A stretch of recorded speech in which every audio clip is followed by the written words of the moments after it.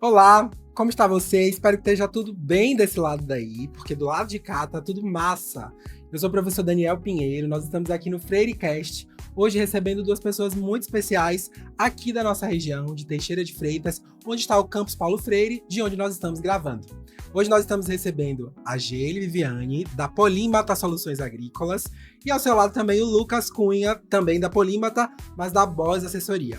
A gente vai ter um papo muito bacana sobre questões relacionadas ao nosso território, sobre como empreender aqui na região, questões também relacionadas ao campo, a como pensar a realidade do campo nesse novo contexto das tecnologias digitais, com tantas possibilidades.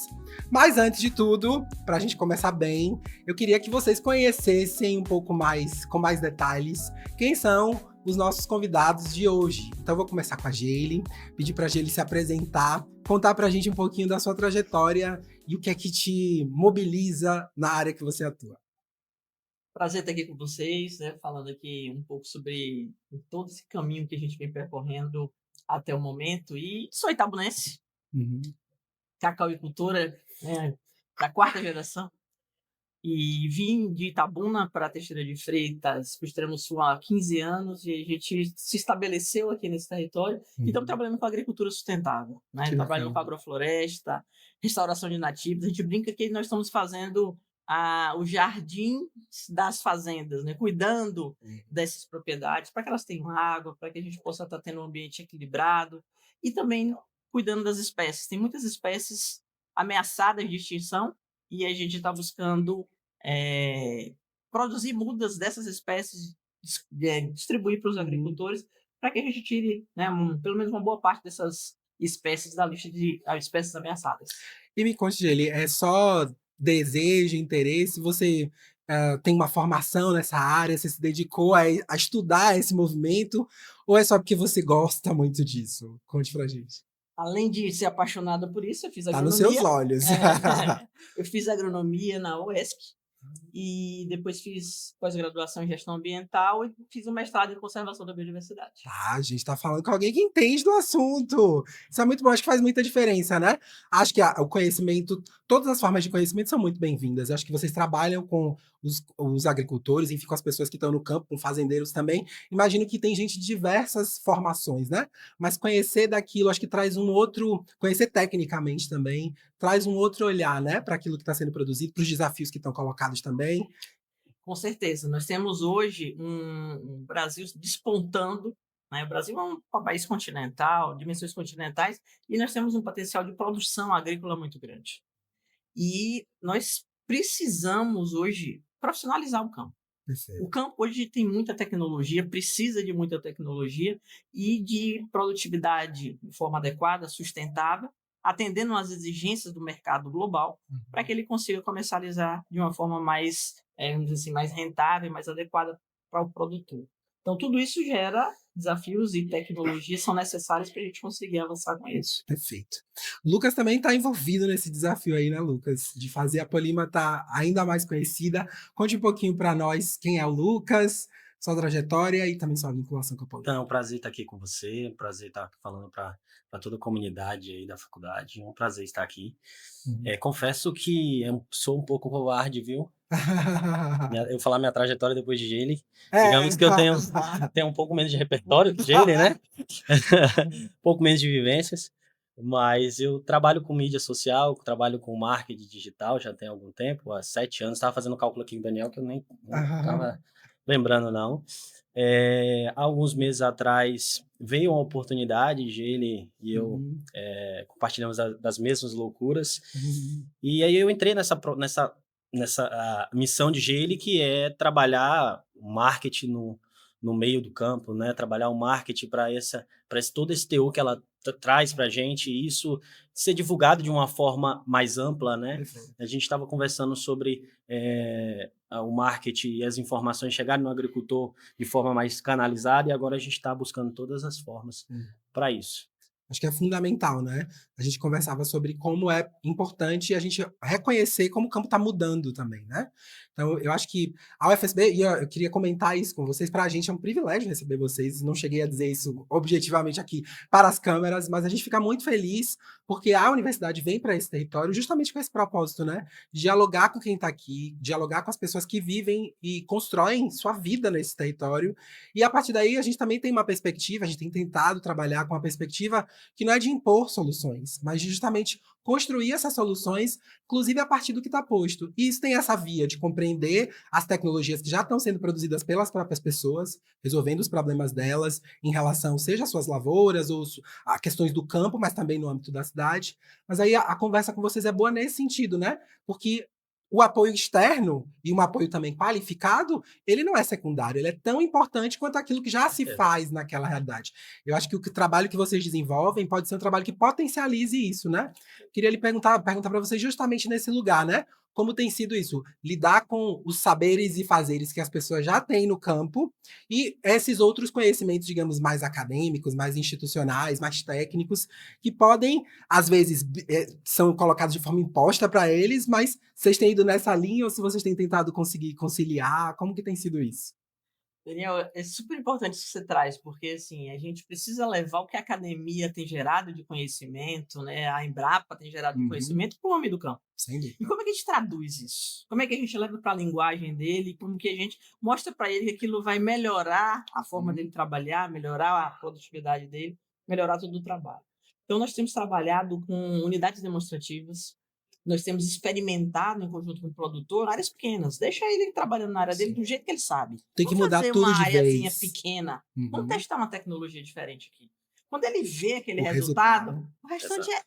é natural. fala por si mesmo, né? Claro. O próprio. Então a adoção acaba sendo Uhum, feita de forma natural. uhum, Então a primeira questão é ganhar confiança do agricultor, estabelecer essa relação de confiança. A partir daí ele vai querer uhum. testar essa Sim. tecnologia que você está fazendo. E o que a gente pede para ele é uma área pequena, vamos fazer pouco, Uhum, só para que você conheça, para que você uhum, entenda esse resultado. E é isso muito que a gente vem decodificando no uhum. nosso trabalho de assistência técnica para que o produtor entenda e Claro. ele possa aceitar. E tem sido muito legal. O resultado tem sido fantástico. A gente veio mesmo uma semana foi muito intensa, mas com resultados fantásticos. Que Na bom. quarta-feira a gente fez um treinamento para 30 associações, 30 Caraca. entidades na fábrica da Veracel. E Aham. falando de mobilização de recursos, de elaboração de projetos, e assim, de 9 da manhã às 16 da tarde, e a turma não arredava Lá o pé, comprometida, né? né? Prometido. Ninguém iria embora. Eles ficaram envolvidos e querendo já a segunda fase. Que legal. Então você vê que eles estão ávidos por Uhum. conhecimento. Hoje as pessoas formam uma associação, mas os presidentes, né, a diretoria da associação não foi formada para isso. Eles não conhecem, eles não sabem nem qual é o seu papel. Políticas públicas, sim, como é que eu acesso? Uhum. Não sei nem que documento eu Os preciso. direitos que Então, tem, tudo isso a gente vem trabalhando com eles, porque existem formas de você estar acessando editais, recursos não crédito, reembolsados, né? o Claro. próprio crédito, Crédito público. organizar a sua documentação para que você Uhum, consiga acessar o crédito. Muitas vezes for um uhum. documento que é um documento que pode ser resolvido. Claro. Então, é como que a gente faz, constrói tudo isso com ele para que ele possa, uma vez com conhecimento bem estabelecido, ele possa caminhar com suas próprias pernas. Perfeito. Eu acho que parte desse diálogo de aproximação com essas pessoas, inclusive nessa linha do que a gente está conversando, né? Sem sobrepor conhecimentos, mas colocar cada um deles com as suas potencialidades, passa pelo lugar da comunicação, né? Então, e perguntar para você, Lucas, como que tem sido esse desafio de construir uma linguagem, uma maneira de fazer chegar às pessoas esse tipo de informação pelos canais, que eu imagino que essa seja a estratégia, né? Pelos canais que eles usam, que são acessíveis, que dialogam com a realidade deles. A gente estava comentando mais cedo sobre as redes sociais acessíveis, lúdicas, né? Uhum. São redes sociais fáceis, fácil acesso para o produtor. O que ele chama de unidade demonstrativa, eu chamo de prova social, né? Então, Uhum. assim, a prova social tem que ser mostrada e a gente tem que levar isso até o produtor, levar isso até o homem do campo. E hoje a gente quebrou muito essa ideia de que o homem do campo escuta só rádio. Rádio, Sim. sim, tem seu espaço muito bem consolidado, mas a internet chegou, a internet está em todas as propriedades que a gente tem Visita. visitado, tá tudo lá, e assim, e o celular tá na mão de todo mundo. Então hoje a gente usa o meio de comunicação, as redes sociais, para levar o que nós temos de projeto, que ele desenvolve, para mais perto do produtor, e o produtor receber essa informação antes de testar. Então ele Sim. já está vendo. Quando Sensibilizar primeiro, ele né, faz pra uma você poder. sensibilização, quando ele chega com o projeto, ele ouve isso. É, Muitos lugares a gente chega, todo mundo fala, eu tô te acompanhando no a Instagram, viu, notícia Geile? chegou antes, né? Eu tô te acompanhando, eu vejo Legal. tudo que você faz no Instagram. Quando o Geile chega com o projeto, o projeto já tinha antecedido o Geile. Cria uma dimensão de vínculo, né? Com certeza, Em alguma com medida. certeza. E a gente hoje está buscando, né, ampliar isso que o Lucas também Uhum. colocou bem aqui, que é construindo um centro de treinamento em agrofloresta. Nós estamos, né, em fase de implantação desse centro em Alcobaça. Uhum. Por que a gente viu que a necessidade de ter essa unidade aqui? Porque em alguns momentos, como a gente começou a falar de agrofloresta nesse território, a gente teve que levar os agricultores para ter vivência em quase 500 quilômetros Não tinha daqui. referência, Não né? tinha na No região. lugar. Então a gente levou esses agricultores para lá para passar uma semana vivenciando aquilo, mão na massa. Quando voltou, a gente conseguiu implantar agrofloresta. Uhum. Antes a gente falava, mas eles não tinham visto, eles não tinham vivenciado, eles não sabiam como aquilo funcionava, então era muito mais difícil. Uhum. Quando eles foram lá, que eles viram, que eles fizeram, que eles participaram daquilo, eles voltaram com outra mentalidade. A gente tem discutido algo nessa linha em outras frentes, né? Que é, tipo assim, a dimensão do digital, ela é fundamental e ela tem feito parte da vida social da gente, né? E de diferentes sociedades, tanto a pessoa que está aqui no centro urbano, mesmo no interior do estado, quanto a pessoa que está em outros espaços, né?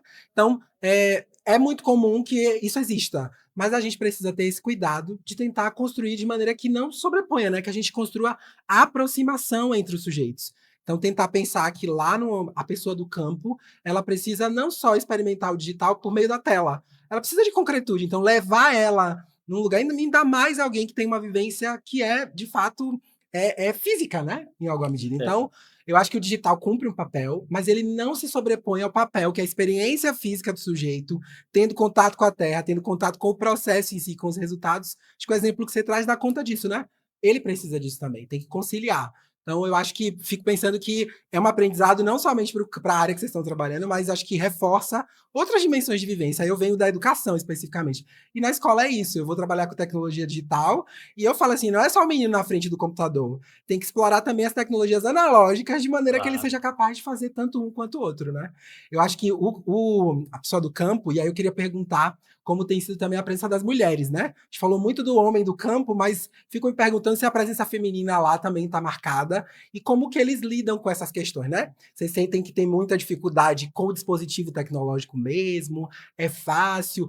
E quando eu tô falando de tecnologia, não somente o dispositivo, né? Mas os dispositivos técnicos que vocês usam nos processos e tal. Tem aproximação? É fácil? Como é que essa realidade se coloca? Olha, as mulheres têm participado ativamente do processo. Nós temos visto as mulheres e os jovens se interessando porque está vendo tecnologia sendo inserido no processo e não só o que tinha-se na cabeça no passado de que se você não estudar, você vai para a roça. Pelo Uhum. contrário, você precisa estudar E ficar para você poder estar na roça, Sim, você Você precisa tem que estudar. estudar. Porque hoje existem uma infinidade de tecnologias. E as mulheres, elas adotam essa tecnologia muito mais fácil até do que o homem. são mais suscetíveis, né? À mudança. Elas são muito mais abertas a conhecer o novo, elas são muito mais assim interessadas em aprender aquele processo. Então tudo isso tem sido muito positivo.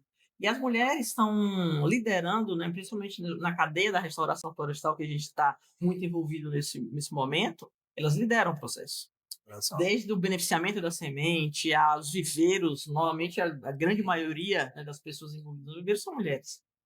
E também já existem equipes de campo, equipes de plantio também de mulheres, exclusivamente de Olha mulheres. só. Né? Então está mudando bastante isso e as mulheres estão participando ativamente. Como é que é a dimensão da resistência? Você sente quando você vai. Porque veja, tem uma coisa que quando vocês falam, e aí pensando no. Vou perguntar depois de novo sobre os dispositivos técnicos outros que vocês usam. Mas pensando no celular que você mencionou, né? Tem um uso que é o uso pessoal, tipo, eu usar para minha rede social, para, né, conversar com os meus amigos, etc. E tem um outro uso também, que é esse que você comentava, de me instruir, de olhar para aquele lugar, ver aqueles ambientes com a perspectiva de aprender sobre e também de pesquisar, de buscar conhecimento, usar o dispositivo para buscar conhecimento.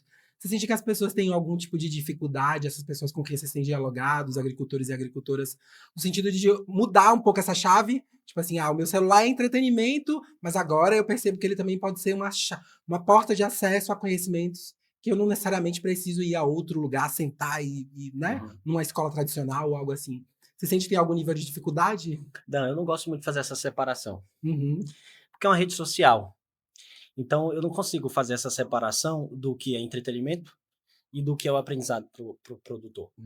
Então, no meio do entretenimento, inclusive as redes sociais que a gente comentou, de fácil acesso, de vários vídeos, de viralização, você tem um entretenimento e você tem um conhecimento. Rede social é mostrar a vida. Como é que ele ensina um produtor alguma coisa através da rede social? Mostrando a prática dela, o que ela está fazendo no dia a dia, no nosso centro de treinamento, por exemplo. Então, hoje, por ser algo bem misturado, o entretenimento com essa parte técnica, com o ensino, então a gente usa muito nossas redes sociais para isso. E é automático, você consome, cada vez que você consome, mais aparece para você. Sim, então, se você... algoritmo. É o famoso algoritmo. Então, se você está consumindo um ótimo conteúdo, se você consome conteúdo de valor, você vai estar estudando o tempo todo. Eu e Geli, nosso direct, se alguém pegar, você faz uma curadoria ali e dá uma tese de mestrado, não dá, Geli? Porque as pessoas vão trazendo, né? É orgânico, né? E muita coisa, e eu e Geli estamos ali o tempo todo mandando conteúdo um para o outro. Isso é legal, você está disseminando conteúdo de valor, conteúdo que realmente... Ocupando as redes sociais e pensando, né? De valor. Né? Porque a gente tem muito isso. Eu acho que a estratégia do entretenimento como possibilidade de educação é interessante, ocupa vários espaços. Eu acho que não todos, mas alguns espaços, e acho que é fundamental essa lógica, né? Que é a gente tentar se apropriar do que está posto de uma maneira que seja efetiva, né? Que seja renda. leve, que seja agradável, que não seja uma coisa pesada. Né? Você traduzir o conteúdo para a linguagem fácil. Simplificar o processo. O ensino com entretenimento, ele não ocupa todos os espaços. Exato. Mas é um espaço que precisa ser ocupado. Exatamente, perfeito. Então, assim, hoje a gente consegue isso com as mídias digitais, consegue isso com o marketing digital. A gente conseguimos ocupar um espaço que antes não era. Perfeito. Você tinha muito essa coisa de deixar muito sério o ensino. Não precisa ser assim.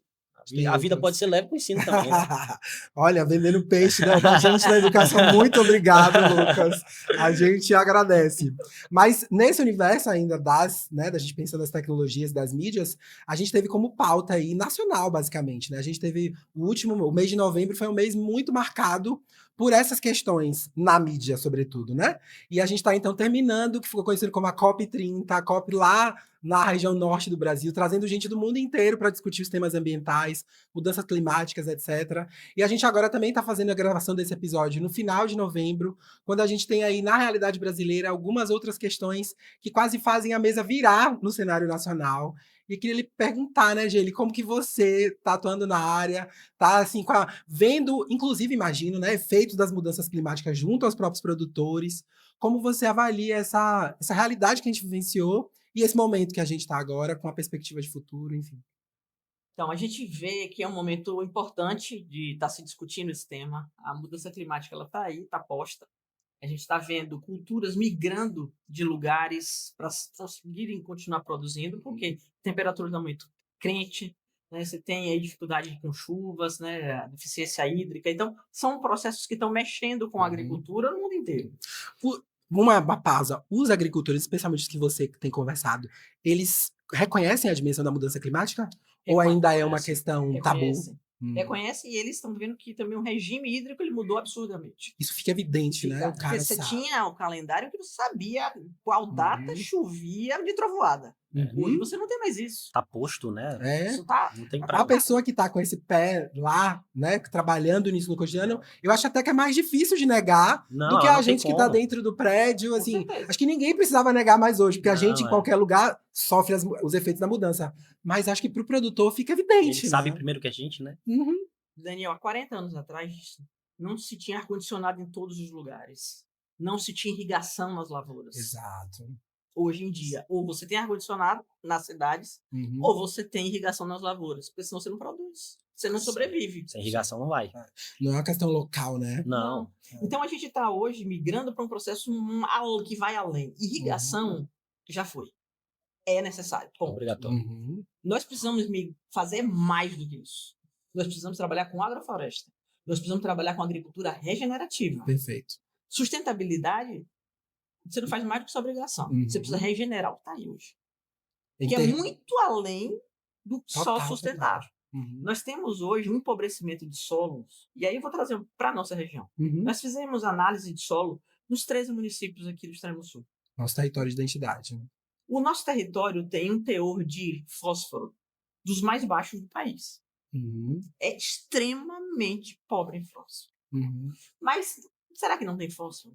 Que aqui, O né? que é que está acontecendo? Uhum. Na verdade, não é a falta do fósforo. É a falta da vida no solo. Porque os micro-organismos que disponibilizam o solo, Uhum. eles morreram. Eles deixaram de estar ali por conta de quê? Aplicação de muito herbicida, Uhum. solo descoberto, temperatura alta. Então tem uma série de questões. Uso de máquina sistêmico, intensa. né? É o manejo É. que foi feito nos últimos anos fez com que essa microbiota morresse. Perfeito. Você acha uma minhoca hoje? E a gente, nossa, a ideia da minhoca e da abelha, se a gente não for estudar e ver a importância disso, parece tão pequeno dentro Não de um tem universo dimensão. imenso, né? E é Então, importantíssimo. hoje, por exemplo, quando você fala um solo bom, é um solo que tem minhoca. Que É. solo tem minhoca? Pois é. Sim. Difícil. Eu, quando comia terra, mas assim, era uma coisa comum. É muito É. bacana você fazer essa menção, porque assim, gente, não existe. A gente. Então a gente precisa ir além. É muito, Nós muito precisamos trabalhar a agricultura regenerativa. A gente está fazendo um trabalho, primeiro, de ter vida no solo. Né? Tem gente que chega lá no centro, nosso centro de Uhum. treinamento hoje, e fala assim: o que você está fazendo aqui? Eu só estou vendo capim. Eu estou cuidando do solo. Aham. Nós estamos manejando esse Uhum. solo para ter cobertura, para trazer novamente essa microbiota para plantar depois. Estamos fazendo adubação verde. Então, a gente está preparando o Sim. terreno para fazer. Mas hoje as pessoas são muito É. imediatistas. Eu acho que esse foi o sentimento que a gente viu na COP, né? Tipo assim, como que a gente resolve de imediato? E a gente não natureza tá não é falando imediata. desse Não é jeito, assim. né? A A natureza gente tá tem numa tempo, geração, né? né? Aham, A gente tá numa geração imediatista. total. Voltando pra minha área, a gente tá Aham. numa geração que assiste vídeo de 30 segundos. É, cara. E nos 2x. Uhum. Então a gente. Sensibilizar esse público vai exigir E a outras. agricultura. Mas aí o que eu vejo, assim, que o sentimento é esse, em termos geracionais. Mas a gente acabou de falar desse evento, né, global. Aham. E o sentimento é um pouco esse, dos nossos líderes mundiais, pensando Exato. assim, né? Representações importantes, que pensam um pouco nessa linha também. Quer dizer, se não tiver um retorno imediato dos 4 anos do meu mandato, eu não vou Não vale a apoiar pena. isso, sabe? Então, a sua avaliação, como você estava seguindo, Geili? A gente está vendo que tem um movimento importante, o Acordo de Paris foi mantido, Uhum. isso é super positivo. Nós vimos 194 países participando, vimos uma participação popular, né, os indígenas, as Sim. comunidades, intensamente participando dessa COP, o que nas outras eram muito pouco, eram bem pontuais. E quando de alguma maneira houve privação, eles foram lá forçar a Forçaram, barra e dizer: é. estamos Tô aqui. a gente quer participar, Uhum. né? Então a gente vê esse movimento que é super bacana Uhum. e precisa ver esse envolvimento de fato. E a gente está vendo também que 2 estratégias ficaram muito evidentes, que foram colocadas pelo Brasil e Uhum. que vão dar continuidade, porque o Brasil continua na presidência, Uhum. né, da COP até a próxima COP. Então a gente tem o mapa do caminho, que vai trabalhar tanto a questão das florestas e de recuperação de áreas degradadas, como a gente tem aí a questão também da descarbonização. Né? Sim. Como que a gente faz essa transição energética de forma justa, de forma limpa, para que a gente possa ter um equilíbrio no planeta. Porque hoje nós estamos vivendo um momento de desequilíbrio. Nós já estamos aí quase com 1,5 grau, que Na era o beira do limite. colapso. Então, nós estamos realmente quase no ponto de não retorno, Uhum. mas ainda é possível fazer. E o Brasil, ele coloca tecnologias, o Brasil ganhou o prêmio, né, que o príncipe, né, veio, sim. William. o príncipe William veio para o Uhum. Brasil para... Foi uma empresa brasileira. Uhum. Né? Tinha empresas do mundo inteiro concorrendo, mas foi empresa brasileira. Olha só. Dentro de uma proposta de restauração florestal, incluindo comunidades. Então, a tecnologia, ela existe. Precisa de recursos para isso. Então, esse financiamento climático, ele precisa estar muito mais claro, precisa ser melhor trabalhado. Isso é uma das coisas que vai precisar ainda aumentar essa discussão, avançar com isso, que as próximas COP podem trazer respostas ainda melhores. Uhum. Mas o fato é que está todo mundo muito claro de que nós precisamos fazer. Exato. Não dá mais para ficar esperando. Não dá para ficar só... Não é uma coisa do porvir. Não ficar né? na fala. Agora. Tem que botar a mão na massa, tem que fazer. Então, precisa começar esse processo de uma forma mais efetiva. Que bom que a gente tem essa compreensão, não só nas esferas de governo e nas esferas que estão tomando decisões, né? Ainda que a gente sinta que as decisões não vêm no ritmo que a gente gostaria, mas também gente que está atuando na linha de frente, como é o caso de vocês, com essa compreensão séria de que a gente está fazendo o que a gente faz hoje impacta não só no que vai acontecer amanhã, mas em larga escala, né? Daniel, tem uma coisa que foi muito impactante para a gente nos últimos anos. A gente conseguiu fazer um trabalho de captação de recursos junto a um fundo climático internacional. Aí quando eu chegava na propriedade, dizia, pronto, nós vamos investir na sua propriedade. Aí ele lá, vocês vão botar dinheiro aqui, Inacreditável. para com isso. Né? Uhum. Ninguém dá dinheiro a ninguém. Na verdade, não existem hoje instituições que estão captando. Assim, eu vou plantar árvore. Você quer que eu plante na sua propriedade? Eu tenho essa demanda, eu preciso cumprir isso e você pode ser meu parceiro nesse movimento, né? Então, tem empresas precisando plantar 100 milhões de árvores, outras com 20 milhões de árvores. Então, existe esse movimento. E, por outro lado, quando a gente conversava com alguns produtores, eles diziam, a gente tem a terra, a gente sabe o que precisa fazer, cumprir o Código Florestal, mas se a gente conseguisse pelo menos as mudas, se a gente conseguisse pelo menos algum apoio, e a gente conseguiu esse apoio, né? Conseguiu fazer isso. E esse ano nós estamos já próximo aí de chegar a 400 hectares, de 506 que a gente tem aí nesse fundo climático, e estamos buscando outros produtores no território interessados em também participar disso. Essa é para vocês, então. Então, se você que está nos ouvindo é produtor, conhece algum produtor, venha conversar com a gente está investindo hoje junto com o produtor para estar fazendo isso, recuperando a nascente, recuperando as matas ciliares, reserva legal, e também fazendo áreas produtivas. É o silvopastoril, é a agrofloresta com cacau, a agrofloresta com café. Tem hoje oportunidades para ser trabalhado tanto do ponto de vista produtivo quanto do ponto de vista ambiental. Perfeito. Eu acho que é fundamental que as pessoas entendam, né, que a gente, sobretudo, e eu acho que quando eu digo a gente, me reconhecendo como alguém que não está atuando diretamente no campo, né, mas como alguém que não tem esses dois, é isso que eu queria enfatizar, não tem esses dois espaços, né? Tipo, a pessoa do campo, a mulher, o homem do campo e eu que estou aqui na cidade e tal. A gente viu tanto a dimensão climática que a gente falava, é problemática para todo mundo, né? Quer dizer, não tem o clima daqui, eu vou proteger e recuperar o clima aqui. Não existe uma condição global. Quanto essa dimensão também, né? A nossa vida é dependente da vida no campo. A nossa vida na cidade é dependente da vida do campo. Essas relações são interconectadas, né? E eu acho que o trabalho que vocês fazem também, em alguma medida, ajuda a gente, porque eu falo porque acompanho também, apesar de não ser alguém do campo, a ter essa dimensão, assim, pô, esse aporte é fundamental. Como é que eu me alio a esse movimento? Como é que eu passo a consumir produtos que tenham essa origem? Por exemplo, eu que estou no campo, não estou plantando, mas estou consumindo o que vem do campo. Então, como que eu faço escolhas que potencializem justamente isso, né? Tem muita oportunidade e muita coisa é decisão política, né? Sem dúvida. Então, a alimentação é uma decisão política. Se você vai comprar um alimento processado ou você pode comprar um alimento natural que foi produzido no território, você está ajudando esse território.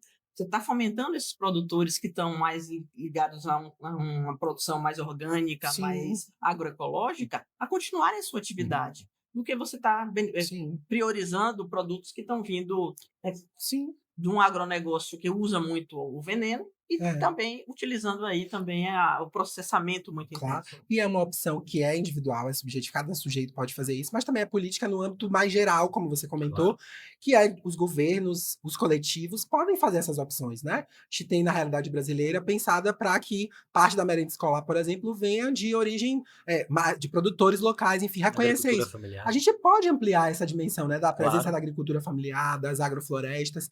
Quer dizer, tem uma consciência individual que é importante, eu mencionava isso, né? Acho que cada um precisa assumir esse lugar, mas tem essa mobilização também que é um pouco mais coletiva, né? Do âmbito das políticas, etc.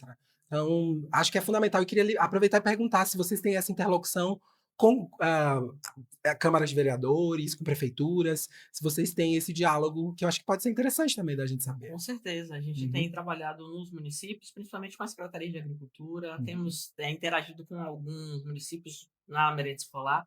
A merenda escolar, a gente já chegou aqui nesse território e encontrou na lista maçã e pera.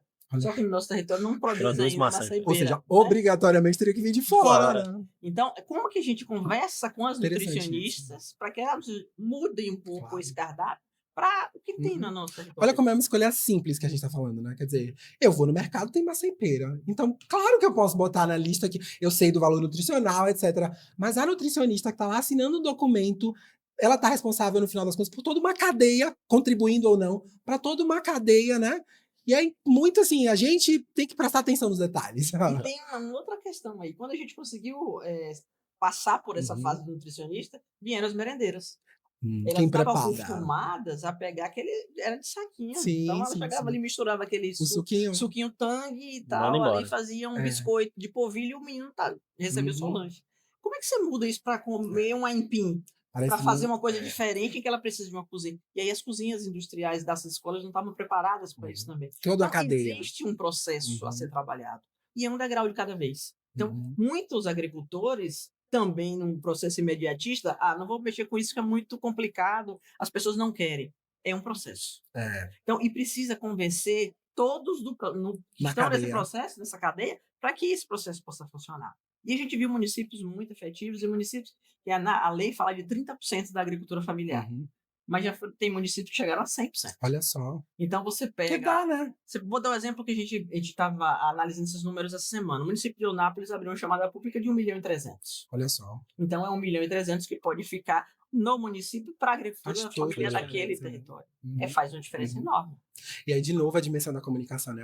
A importância de que as pessoas tenham acesso a essa realidade, né? Que ela está colocada, principalmente dos negócios, da possibilidade. Que isso também é acho que um destaque, né? A gente oferecer conhecimento no sentido de que a gente não está falando de uma agricultura ou de possibilidades de existência no campo que se mantenham naquele nível mais subalterno ou ali somente para subsistência. Quer dizer, é uma possibilidade de conectar com o mundo, né?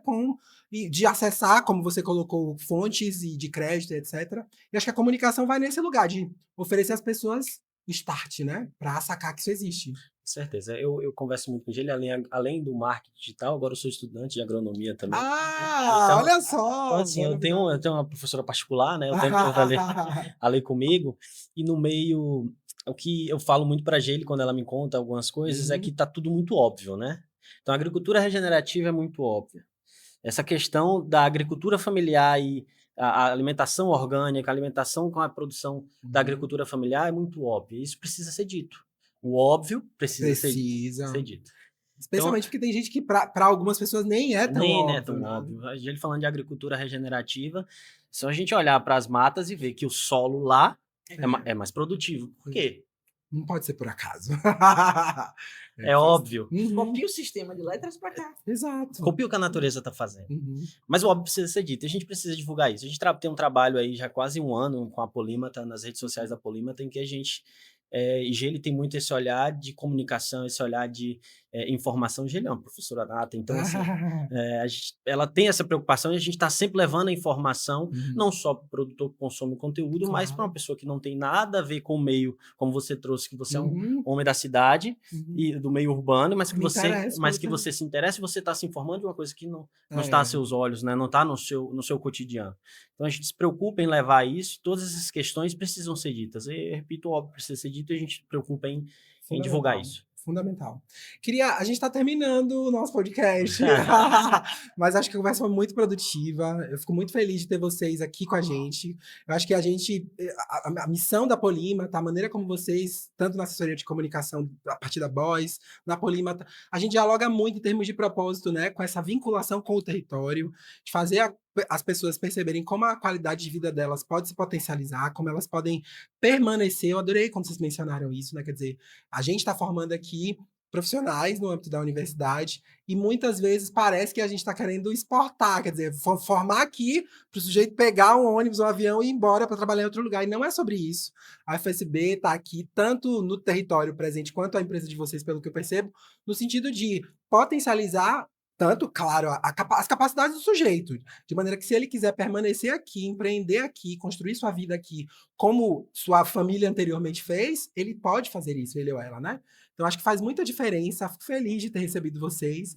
E a gente tem terminado o nosso podcast tentando desafiar vocês Vocês apresentaram como profissionais, gente da área aí atuando.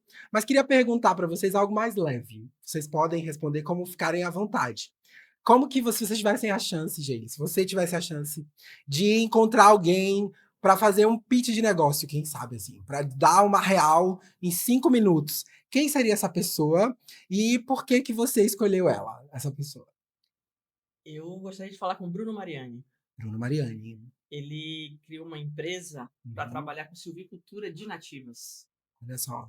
Ela está ali na região de Trancoso e ela trabalha com algumas espécies florestais nativas que são assim extraordinárias, enquanto a gente tem um território completamente plantado de silvicultura de exótica, né? O eucalipto é uma exótica, tem um potencial de crescimento, tem o seu papel, mas existem outras espécies com assim uma capacidade muito interessante e que não é explorada. Olha só. Então o Bruno Mariani está fazendo um trabalho fantástico na região de Porto Seguro.